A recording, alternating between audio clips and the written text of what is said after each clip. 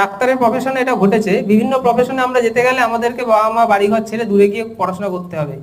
এরকম একজনের সাথে ঘটলে বাকিরা যদি আমরা প্রতিবাদ না জানাই, তাহলে দুদিন পর আমার সাথে হলে তখন কেউ প্রতিবাদ জানাবে না। কি ঘটনা সেটা এখানে এভাবে আমি খুলে তোমাদের সামনে বলতে পারছি না। যেটা হয়েছে, মেয়েদের সাথে অন্যায় হয়েছে এবং অন্যায়টা করার পর তাকে হত্যা করা হয়েছে। তো আমরা তার প্রতিবাদ জানিয়ে আমরা সেই প্রতিবাদ জিনিসটা তুলে ধরবো এবং আমরা সবাই মিলে 1 মিনিট নীরবতা পালন করব সেই তিলোত্তমার জন্য। ঠিক আছে? তাহলে সবাই যে যেখানে আছে ওখানেই সোজা হয়ে দাঁড়াও, চোখটা বন্ধ করে সবাই দাঁড়াবে।